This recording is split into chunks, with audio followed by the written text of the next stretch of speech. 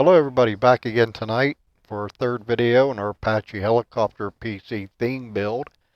And what we're going to do tonight, we're going to install our RAM, our random access memory. And as you remember in our last two videos, we first installed our CPU. I didn't write in here. And the second video, we did our storage drives, primary and secondary. If you didn't see those videos, you can go back on my page and check them out if you're interested in that. And what we're going to do tonight is we're going to install our RAM, like I said, and it's going to go in these slots right here, these four slots. And what these are called is they're called DIMM slots. And as you can see, there's four of them. You don't have to populate all four. You can just populate two of them or even just one of them, depending on how much RAM you want to install. Tonight we're going to populate all four slots. And just to let you know, if you're only going to be using, say, one stick of RAM, you want to put it in the second slot right here, which is called B1. If you're going to use two, stick it in the second slot and the third slot, which would be B1 and B2. What we're going to do is we're going to install four sticks, so we'll be using slot A1, B1, A2, and B2. So we're going to populate all four of those. And what we're going to be using is Corsair Vengeance Pro RGB, and its RAM runs at 3600 megahertz, and it's going to be four sticks of 16 for a total of 64 gigabytes. That's a lot of RAM. And this RAM, like I said, it's RGB, which has all the colors on it. You can customize these colors with the IQ software that you can download from excuse me, Corsair's website. So, like I said, this is a Apache helicopter build. We want to make things look real authentic and real colorful inside, like a real Apache helicopter would look. But we can also darken it out and turn it black inside if we want to also. So you have a lot of options, you know. And like I said, you use this software, this IQ software. It's not in the box. You have to download it from Corsair's website and install it on your computer. And this software lets you control all the lighting on this memory module. So, okay, let's get started. Like I said, we're going to be installing four sticks, 16 gigs each. We see here, I already took it out of the box to save some time. And as you can see, there's a slot right here on the contacts of the RAM. And what you want to do is you want to make sure that that slot's lined up with the slots in the memory DIMM right here. You can see there's four little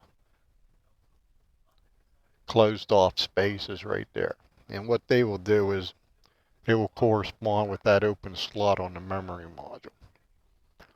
And also make sure these latches right here, you can see these latches closed. Usually when you first buy these motherboards, these latches are all closed like you see right there. So what you want to do is you want to pop all these latches open outward so you can get your RAM to fit into the slot. So what you do is just line your RAM up.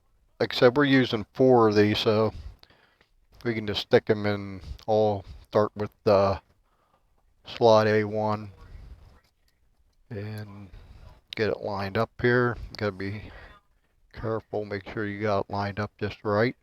Make sure the slot lines up with the little peg inside there in the DIMM.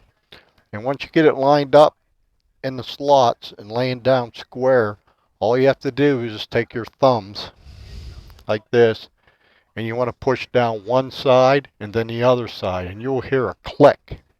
And make sure you hear the click on both sides. That way you know it's installed. And when you push down these latches on each side, these will automatically fold up and lock the RAM stick in. So let's go ahead and push this one in. There's one side, there's two sides. You can see that these latches automatically pulled themselves up and locked this RAM module in. So that's all you do. And what you do is you repeat that for the rest of the other 3 RAM sticks. And so you got to be careful. Make sure you get these lined up in the slots. Make sure it's set in square.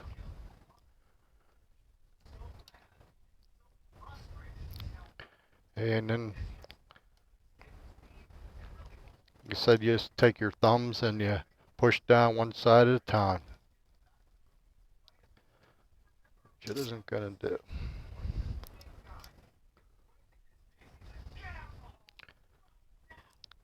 Might have to take a couple tries to get this right.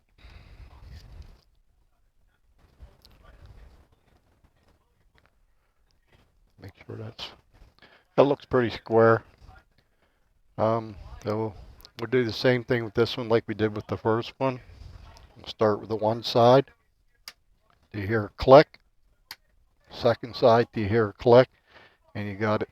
You got that one. Now we're going to do the exact same thing with the third one. This video is unedited, so bear with me, because these kind of are tedious to get into those, line up into those slots.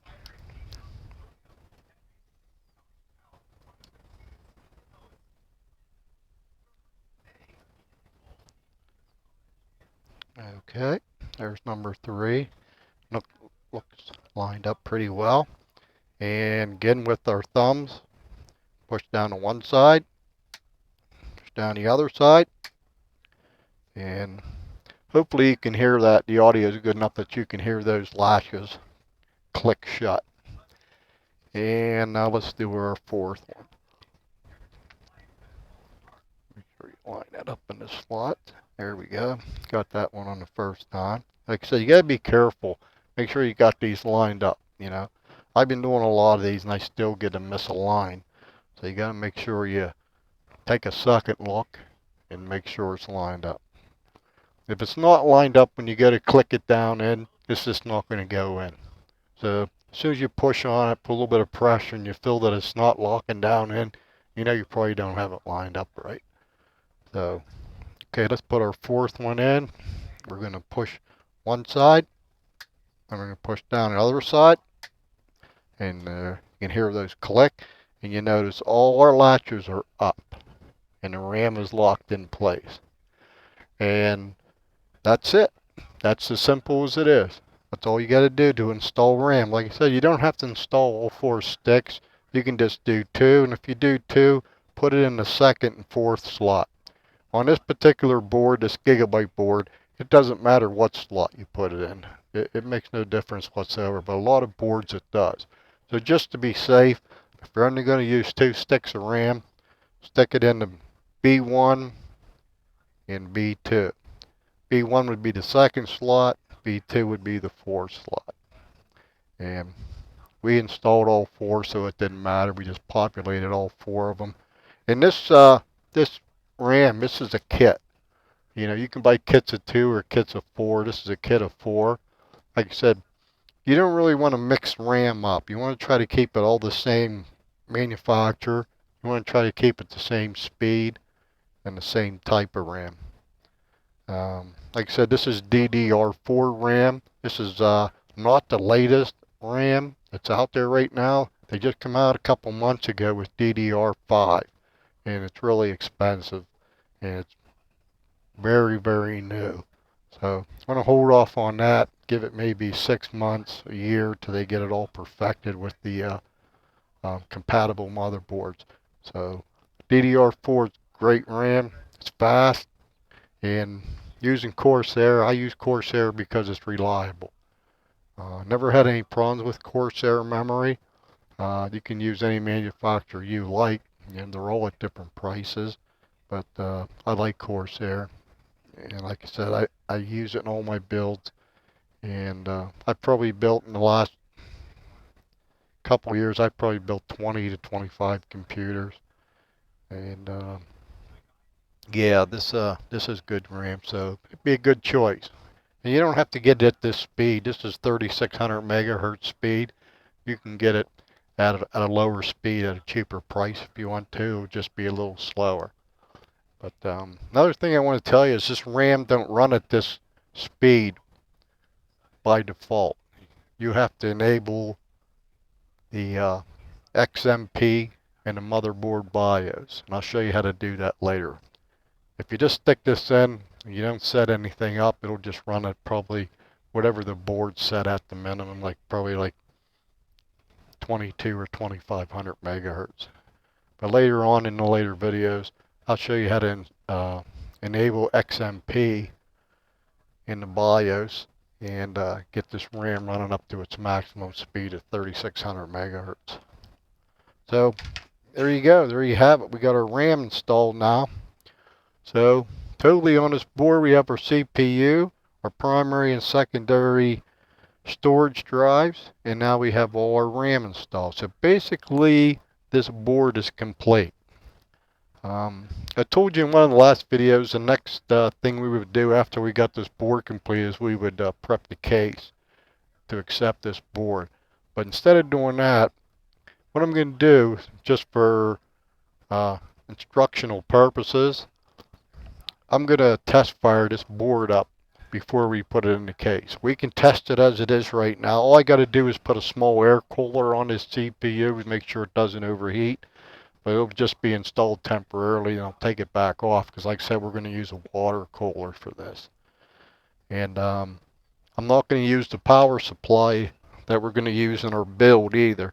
I have another power supply here I use for, you know, it's an 850 watt gold modular power supply, and I'm going to use this for our motherboard test. That's why I got this power supply. I use it for diagnostics, repairs, and to test out these new builds. Because, to tell you the truth, if we was to put this computer completely together, wiring, all the components, all the fans, and lock, stock, and barrel completely put together, and we went to fire it up and it didn't work, we would have to tear it all back apart to figure out why. So what we're going to do is we're going to test everything as we go. And then if we have a problem, we can stop there, back up, see what went wrong, see if we have a bad component, did we put it in wrong, isn't there something making contact, or, anything at all. But we'll have to go back and diagnose it if it doesn't work. That way we know we're good as we go with each video. And we won't have to try to take everything back apart to try to figure out what went wrong. So if you do it just one step at a time and test things as you go, you're better off. They don't recommend testing these boards out of the case, but as long as you got them sitting on a box, and make sure you don't cross any connections or drop it, or anything like that, it's fine. I've done plenty of bench tests on these boards, and I didn't have any problems with it. Now we're not going to install our video card for the test, which I told you before goes in this PCI slot right here. We're going to just use the onboard graphics that's integrated in this CPU. And this board has provisions for an HDMI cable. You can see right here. Be this one right here. You can plug an HDMI cable in here and go directly to a monitor and run our tests that way. So, yeah. So there you go. We got our RAM installed, our CPU installed, and our storage drives installed. And that's all we have to do to this board. This board's ready to go. So, thank you for watching. And like I said, if you didn't see the 2 previous videos, you can go back on my page and watch them. And if you're watching this from YouTube, you can go back through my channel videos and watch it also there. But thanks everybody for watching. And if I didn't mention before, I hope everybody had a great Thanksgiving. And I know that